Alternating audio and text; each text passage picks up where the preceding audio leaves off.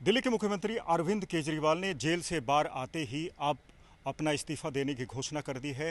वो 2 दिन बाद अपना पार्टी का पद छोड़ देंगे, मुख्यमंत्री के पद पर तैनात नहीं रहेंगे। उन्होंने कहा है अगला मुख्यमंत्री कौन होगा ये बाद में तय किया जाएगा। फिलहाल अरविंद केजरीवाल ने अपनी नाराजगी जता दी है।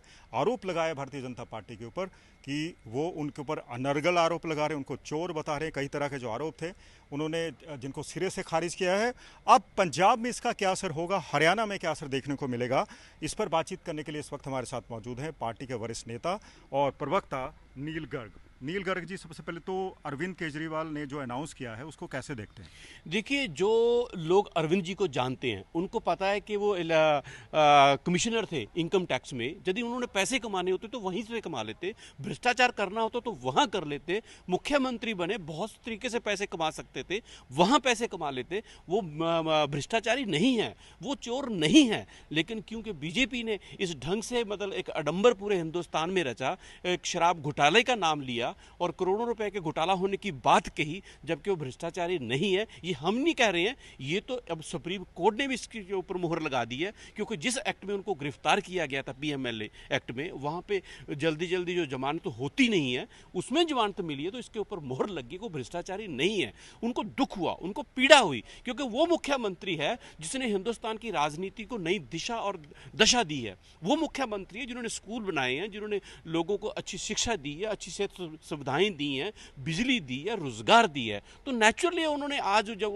उस पीड़ा में आने के बाद उन्होंने ये जो है, कोर्ट ने तो अपना फैसला सुना दिया है, कोर्ट ने तो बता दिया है कि वो बेकसूर है, वो भ्रष्टाचारी नहीं है। अब वो जनता की अदालत में उन्होंने ये बात बोली है कि जनता फैसला करे। यदि मैं भ्रष्टाचारी हूं, मैं बेईमान हूं, तो मेरे को वोट मत देना। लेकिन यदि आप समझते हो कि मैं ईमानदार हूं, तो मेरे साथ खड़े हो जाओ। नील जी, पंजाब में इसका क्या असर देखते हैं आप, क्योंकि पड़ोसी राज्य हरियाणा में भी चुनाव हो रहे हैं। आपको लगता है कि फोकस अब दिल्ली पर चला जाएगा और कहीं ना कहीं पार्टी का प्रचार हरियाणा में पिछड़ेगा? नहीं, बात प्रचार की नहीं है, बात आज पंजाब की भी नहीं है, बात आज हरियाणा की भी नहीं है, बात आज दिल्ली की भी नहीं है।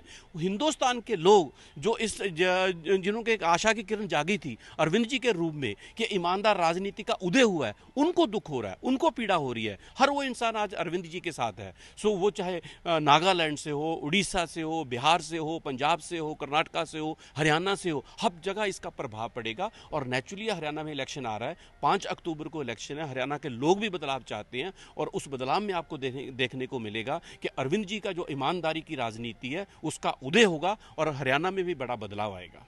अरविंद केजरीवाल, उनकी पत्नी और बाकी कई सारे नेता स्टार प्रचारक हैं, और आपको लगता है कि अरविंद केजरीवाल अब बाहर आ गए या फिर अब दिल्ली के मुख्यमंत्री के पद से भी उन्होंने इस्तीफा देने की बात की है, तो अब वो ज़्यादा फोकस हरियाणा पे कर पाएंगे? नहीं, अरविंद जी का फोकस ईमानदार राजनीति को इस्टेब्लिश करना है। सभी जगह उनका फोकस है। ऑफ कोर्स हरियाणा में इलेक्शन आ रहा है, वहां पे भी फोकस करेंगे। और उन्होंने तो खुद अपील की है कि फरवरी में इलेक्शन दिल्ली में होता है, उसकी बजाय आप नवंबर में करवा दो, महाराष्ट्र के साथ करवा दो, ताकि दूध का दूध पानी का पानी हो जाए। ऐसा मतलब कोई वो हिम्मत वाला शख्स ही बोल सकता है। आपको याद होगा जब 2020 में इलेक्शन में गए थे तो उन्होंने बोला था यदि हमने काम किया तो हमारे को वोट दीजिए, वरना मत दीजिए। आज उन्होंने बिल्कुल क्लियर बोला है, दिल्ली वाले लोगों से बोला है, पूरे हिंदुस्तान के लोगों से बोला है कि यदि आपको मेरी ईमानदारी के ऊपर रत्ती भर भी शक है तो भले मेरे को वोट मत दीजिए। यदि आपको लगता है कि मैं ईमानदार हूं, आपको लगता है कि अरविंद जी ने ईमानदार राजनीति का उदय किया, तो आप मेरा दिल से साथ दीजिए।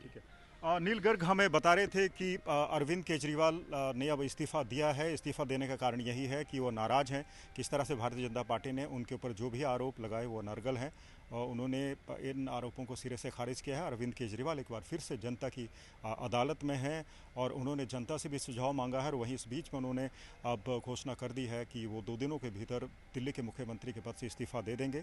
उनका अगला क्या कदम होगा और दिल्ली और हरियाणा और पंजाब की राजनीति में अगला डेवलपमेंट क्या देखने को मिलेगी, ये फिलहाल 2 दिन बाद तय होगा। कैमरा पर्सन गुंजीत कुमार के साथ मंजीत सहगल, चंडीगढ़ आज तक।